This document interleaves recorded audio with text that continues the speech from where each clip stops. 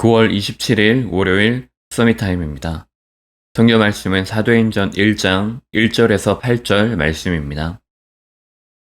데오빌로여, 내가 먼저 쓴 글에는 물은 예수께서 행하시며 가르치시기를 시작하신부터 그가 택하신 사도들에게 성령으로 명하시고 승천하신 날까지의 일을 기록하였노라.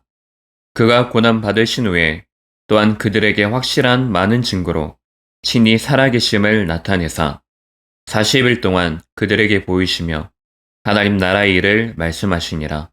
사도와 함께 모이사 그들에게 분부하여 이르시되 예루살렘을 떠나지 말고 내게서 들은 바 아버지께서 약속하신 것을 기다리라. 요한은 물로 세례를 받았으나 너희는 몇 날이 못되어 성령으로 세례를 받으리라 하셨느니라.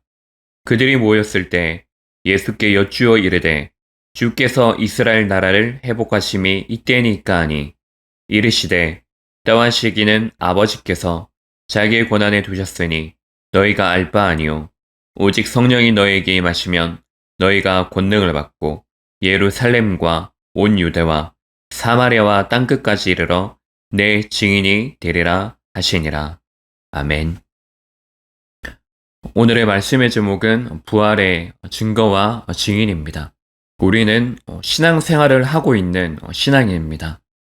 그냥 삶을 사는 것이 아니고 신앙이라는 것을 가지고 삶을 살고 있는 것입니다. 그렇다면 중요한 것은 우리가 사는 것보다 무엇을 가지고 사느냐, 무엇을 위해 사느냐, 이것이 중요합니다. 하나님께서는 영세전부터, 창세전부터 하나님의 분명한 유일한 한 가지 방법이 있으십니다.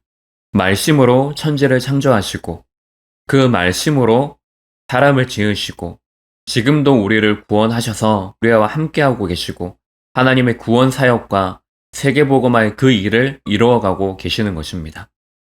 그래서 말씀은 1.1핵도 없어지지 않고 그대로 성취된다고 성경은 말하고 있습니다. 그 성경에서는 그 그리스도께서 이 땅에 오실 것이다 라고 분명한 약속을 하고 있습니다. 그 그리스도 되신 예수님께서 성경에 약속하신 대로 이 땅에 인간의 몸을 입고 오셨고 십자가에 달려 돌아가시고 모든 것을 다 이루신 것입니다. 선지자의 일, 제사장의 일, 왕의 일, 이 세 가지 직분을 완전하게 다 감당하신 것입니다.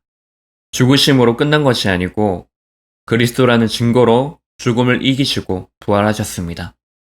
부활하셔서 지금 성령으로 우리와 함께하고 계시는 것입니다. 부활하신 예수님께서 주신 것이 있습니다. 사도행전 1장 1절에 인간에게 절대 없어서는 안 될 그리스도를 우리에게 주신 것입니다. 흑암 권세, 사탄과 지옥 권세와 모든 세상의 권세를 깨뜨리신, 이기신 그 그리스도입니다. 그리고 사도행전 1장 3절 40일 동안이나 하나님 나라의 그 일을 말씀하십니다. 그리고 그들에게 예루살렘은 떠나지 말고 내가 약속한 그것을 기다리라고 말씀을 하십니다. 마지막으로 사도행전 1장 8절 오직 성령이 너희에게 임하시면 너희가 권능을 받고 예루살렘과 온 유대와 사마리아와 땅끝까지 이르러 내 증인이 되리라 말씀하셨습니다. 그 약속을 붙잡고 하나님의 그 시간표를 기다리고 있으면 내가 있는 지역과 내가 있는 그 나라와 그리고 이방 나라, 전 세계 237개 나라와 아직 복음이 전해지지 않은 5천 종족의 그 현장에까지 증인이 될 것이라고 분명히 약속을 하셨습니다. 그러면 우리는 이 약속을 붙잡고 첫 번째로 해야 될 것이 있습니다. 그것이 사도행전 1장 14절에 오로지 기도에 힘쓰는 것입니다. 이것이 하나님이 우리에게 주신 세상을 사는 마지막 방법인 것입니다. 삶을 살아갈 때에 그 속에서 내가 생각하는 것이 너무나 중요합니다. 그리고 그 생각하는 과정을 통하여서 내가 얻는 것도 많습니다. 사람들의 말도 우리에게는 참고하고 존중도 해야 되고 그것을 귀 기울여 들을 수 있어야 됩니다. 그것을 가지고 하나님 떠난 그 문제, 사람의 모든 죄, 재앙과 저주와 공중 권세 잡은 그 흑암의 권세를 이길 수 있는 방법은 그 어디에도 없습니다.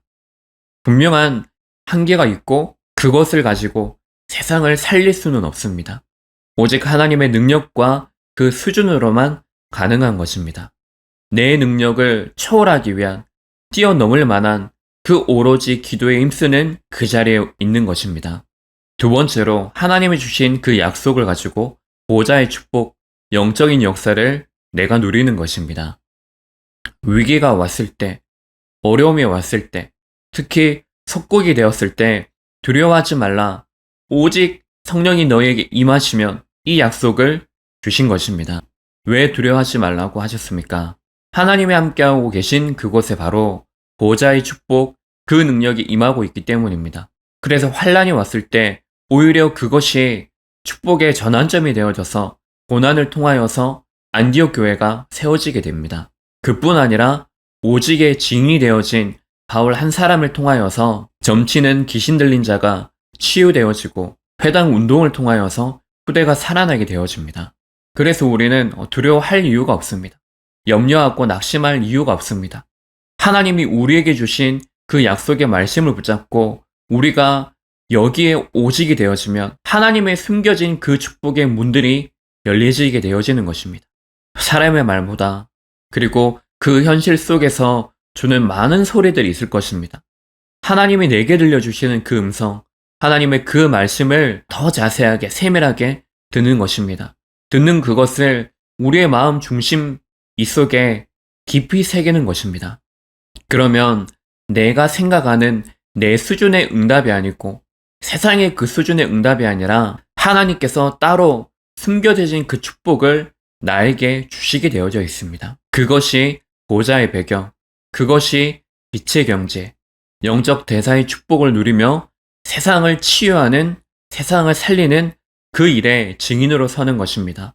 오늘 우리가 하나님이 약속하신 그 말씀을 붙잡고 오늘 부활의 증인으로 서는 그날이 되시기 바랍니다. 기도하겠습니다. 하나님, 우리를 가장 긴중한 부활의 능력과 그 부활의 역사 속에 부르심을 감사드립니다. 여기에 우리를 증인으로 부르심을 감사드립니다. 성령으로 충만하고 땅끝까지 증인이 되어지는 그 축복이 실현되어지는 날이 되게 하옵소서. 그리스도 되신 예수님 이름으로 기도합니다. 아멘.